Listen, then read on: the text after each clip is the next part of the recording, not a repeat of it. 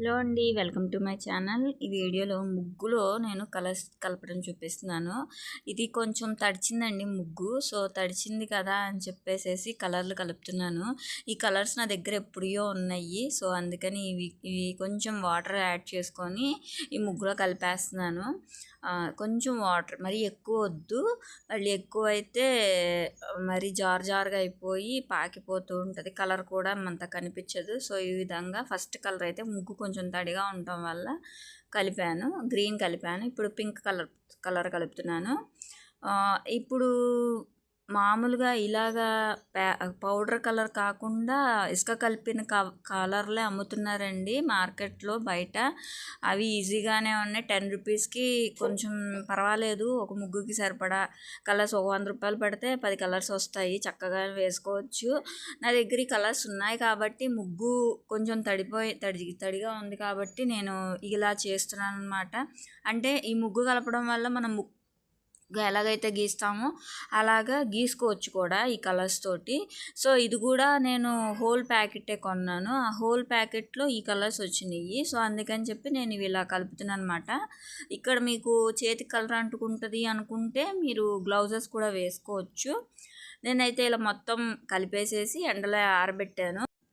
ఇలా కలపడం వల్ల ఇలా మనం స్ప్రెడ్ చేయడానికి ఈజీగా ఉంటుంది అనమాట. ముగ్గులోకి కానీ రౌండ్స్లో కానీ అలా ఏదన్నా ఫ్లవర్స్ ఫిల్ చేయడానికి కానీ. పౌడర్స్ అయితే ఇప్పుడు ఇలాంటి ప్యాకెట్లు చాలా తక్కువ తీసుకుంటున్నారండి ఎవరైనా సరే, ఎందుకంటే ఆల్రెడీ ఇసుకలో కలిపిన కలర్స్ కూడా వచ్చేసినాయి. సో నేను అవి కూడా తెచ్చాను. నాకు ముగ్గులు పిచ్చి అనమాట.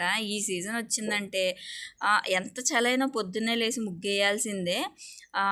ఇప్పుడు ఈ కలర్స్ అన్నీ నా దగ్గర లాస్ట్ ఇయర్ కొన్న ప్యాకెట్స్లో అనమాట. అందుకని నేను ఈ ముగ్గు ఎలాగో తడిచిందని చెప్పి ఇందులో కలుపుతున్నాను. మన ఇష్టం అండి, ముగ్గులో కలుపుకోవచ్చు, ఉప్పులో కలుపుకోవచ్చు, ఇసుకలో కలుపుకోవచ్చు. ఇక్కడ ముగ్గులో కలిపితే ఏమవుతుందంటే మనం ఎలా అయితే ముగ్గేస్తామో అలా కలర్స్తో కూడా ఈ కలర్సే కలిపాం కాబట్టి అలాగా ముగ్గు పిండిలాగా వచ్చిద్ది అనమాట కలర్స్ వేయటము. సో నా దగ్గర జస్ట్ 6 కలర్స్ ఉన్నట్టున్న ఈ ప్యాకెట్స్. సో అవన్నీ కలిపేసి ఇలా ఎండలో పెట్టాను అనమాట. ఒక 100 రూపీస్ ఏమో.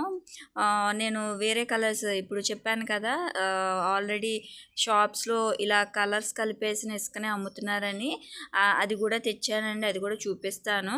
సో ఇవన్నీ కూడా ఉన్నాయి. బట్ ముగ్గుల పోటీలు ఏమన్నా కాంపిటీషన్లో మనం ఏమన్నా పార్టిసిపేట్ చేయాలి అనుకుంటే ఈ కలర్స్ బెస్ట్ అనమాట. ఈ పౌడర్ కలర్స్ ఇప్పుడు ఎవ్వరు వాడట్లేదు, ఎందుకంటే అప్డేట్ అయిపోతున్నారు కదా జనాలు, అందుకని అనమాట.